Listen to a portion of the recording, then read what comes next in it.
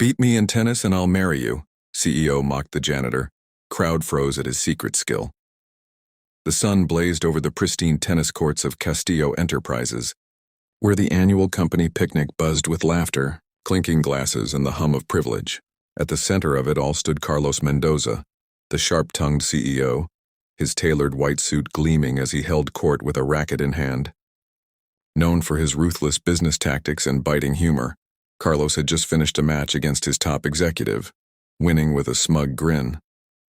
The crowd cheered, but his eyes landed on Miguel, the quiet janitor sweeping the sidelines, his worn uniform a stark contrast to the polished attendees. With a mocking laugh, Carlos twirled his racket and shouted, "Hey, Miguel! If you can beat me in tennis, I'll marry you." The crowd froze, a ripple of awkward silence spreading as they waited for Miguel's reaction. The janitor paused, his broom still, and turned with a steady gaze that held a secret no one suspected.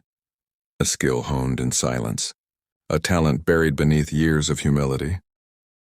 Miguel had worked at Castillo Enterprises for 15 years, a shadow in the background of the gleaming office towers.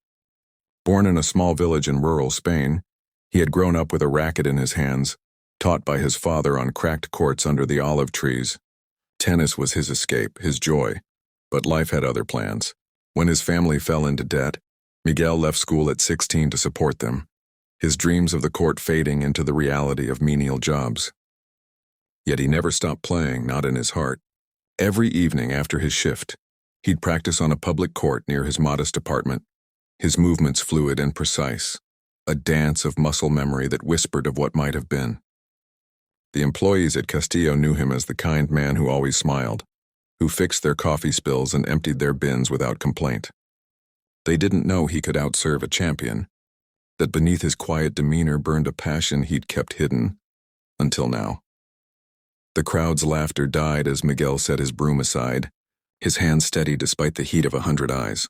Carlos, emboldened by the silence, smirked and tossed him a spare racket. "Come on, janitor, let's see what you've got," he taunted, the words dripping with condescension.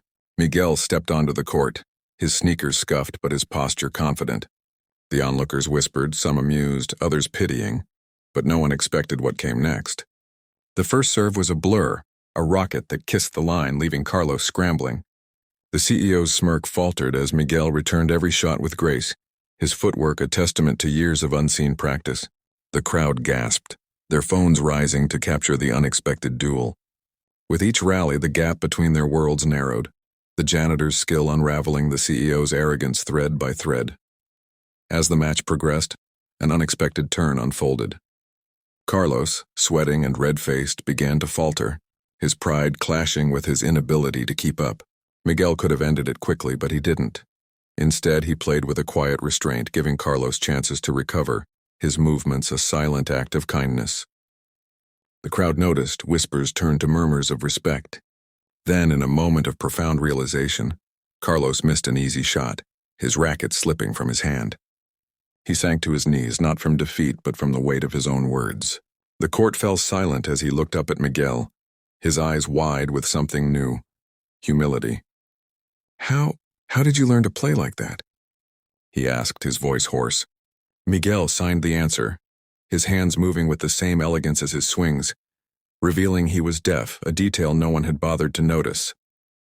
The crowd froze again, this time in awe as the janitor's secret skill and silent strength came to light. The match ended with Miguel's gentle victory, a final serve that landed perfectly, leaving Carlos breathless. But the true climax came not on the court, but in the heart of the CEO. As the crowd erupted in applause, Carlos rose, his face flushed with shame and admiration. He approached Miguel, extending a hand not in mockery but in gratitude. "I was wrong," he said, his voice carrying over the court. "You've taught me more today than any boardroom ever could." Then, in an act of compassion that stunned everyone, Carlos announced a new company initiative, a scholarship fund for employees' children, starting with Miguel's daughter, who dreamed of becoming a doctor. The crowd cheered, tears mingling with the sun's warmth, as Miguel signed his thanks, his eyes shining with pride. Word of the match spread beyond the picnic, reaching the streets of Madrid and beyond, inspiring stories of hidden talents and second chances. Carlos, once a figure of cold authority, began learning sign language, visiting Miguel's family to apologize and build a bridge of understanding. Miguel's daughter enrolled in university, her future bright with possibility, while the janitor continued to sweep the floors, but now with a smile that carried the weight of victory. The tennis court became a symbol of transformation, where a mocking challenge turned into a lesson in humanity. Employees started sharing their own skills from painting to poetry, creating a culture of inclusion at Castillo Enterprises. In the end, the story of Miguel and Carlos became a beacon of hope, resonating with readers across the Spanish-speaking world and beyond. It reminded them that kindness can turn a taunt into a triumph, that beneath every uniform lies a story waiting to be heard. On quiet evenings, Miguel still played on his public court, the sound of his serves a silent song of resilience, while Carlos watched from the sidelines, a changed man. Together they proved that true strength lies not in wealth or power, but in the courage to see and lift each other up, a lesson that echoes in every heart willing to listen.